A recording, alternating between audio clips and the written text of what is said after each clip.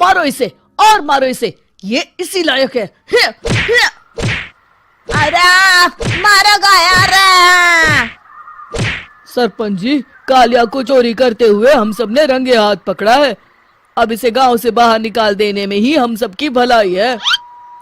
तो देर किस बात की है, अभी इसे धक्के मार के इस गांव के बाहर का रास्ता दिखा दो। अरे सरपंच ऐसा मत करिए, मुझे एक मौका और दीजिए, मैं दोबारा कभी चोरी नहीं करूंगा। लेकिन गांव वाले उसकी एक नहीं सुनते और उसे मार मार के गांव की सीमा के बाहर निकाल देते हैं।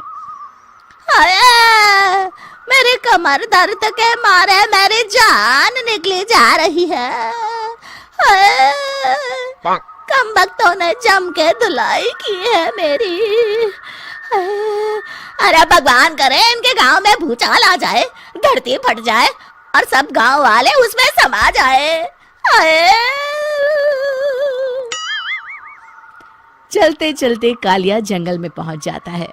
उसे वहां एक प्रयोगशाला दिखाई देती है। अरे इस जंगल में ये अजीब सा दिखने वाला घर किसने बनाया है, चल कर देखना पड़ेगा। कालिया प्रयोगशाला के पास चला जाता है। दो वैज्ञानिक प्रयोगशाला में बातें कर रहे होते हैं। बधाई हो डॉक्टर चमन, आखिरकार हम दोनों ने मिलकर एक ऐसी घड़ी का आविष्कार कर लिया है जिसे पहनकर कोई भी इंसान गायब हो सकता है। हाँ हाँ, तुमने बिल्कुल सही कहा डॉक्टर जर्माटो। अब कल सुबह ही हम इस जंगल से निकल जाएंगे, लेकिन उससे पहले आज रात के खाने का बंदोबस्त करते हैं। हाँ हाँ, मुझे तो बड़ी जोरों से भूख लगी है, चलो चलते हैं। दोनों वैज्ञानिक वहां से चले जाते हैं। उनके जाते ही कालिया प्रयोगशाला में दाखिल होता है। अच्छा तो ये बात है। कालिया बड़े से कांच के अंदर रखी घड़ी को बाहर निकाल लेता है और अपनी कलाई पर बांध लेता है। फिर घड़ी में लगा बटन दबा देता है। कालिया को एक जोरदार झटका लगता है। कालिया अपने आप को आईने में देखता है तो उसका पूरा शरीर पूरी तरह से गायब हो चुका होता है। अब तो जो चाहे वो कर सकता हूँ। सबसे पहले मैं उन सभी को सबक सिखाऊंगा। गांव वालों, मैं आ रहा हूँ। कालिया गांव की ओर चल पड़ता है। थोड़ी देर के बाद दोनों वैज्ञानिक वहां आते हैं। अरे ये क्या, लगता है कोई हमारी घड़ी चुरा कर ले गया है। ये देखो पैरों के निशान। अब क्या होगा, अगर वो घड़ी किसी गलत हाथों में पड़ गई तो अनर्थ हो जाएगा। तुम चिंता मत करो, हमारी घड़ी में जो बैटरी लगी है ना, वो सिर्फ 24 घंटे चलेगी। उसके बाद वो घड़ी काम करना बंद कर देगी। उधर दूसरी तरफ गांव में सरपंच अपने घर में सो रहा होता है। तभी एक आहट से उसकी नींद खुल जाती है। अरे कौन है वहाँ? बड़े मजे से सो रहा है, आज मैं तुझे नहीं छोड़ूंगा। कालिया पास में पड़ा डंडा उठाकर सरपंच की पिटाई शुरू कर देता है। ये ले, ये ले, तू इसी लायक है, ले। आप मर गए। अरे ये क्या हो रहा है? अरे कोई बचाओ मुझे, मेरे घर में भूत आ गया है। सही कहा, मैं भूत ही तो हूँ, ये ले। अरे भूत जी, मैंने आपका क्या बिगाड़ा है, मुझे छोड़ दीजिए। आपको क्या चाहिए? तेरे घर में जितना भी पैसा है ना, मुझे ला कर दे दे, तब मैं तुझे छोड़ दूंगा और यहाँ से चला जाऊंगा। सरपंच अपनी तिजोरी से पैसे निकालकर एक बड़े कपड़े में बांधकर जमीन पर रख देता है और कालिया वो सारा पैसा लेकर वहां से चला जाता है। दूसरी तरफ जमींदार गांव के चौराहे पर खड़ा कुछ लोगों से बात कर रहा होता है। इस कमीने जमींदार ने भी मुझे बहुत पीटा था, इससे भी बदला लेना तो बनता है। हाँ? जमींदार अचानक अपने आप को चांटे मारने लगता है। अरे भाई ये क्या हो रहा है? जमींदार साहब, अब ठीक तो है ना?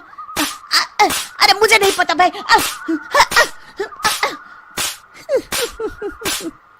अरे मर गए रे, ये तो पक्का किसी भूत प्रेत का काम है।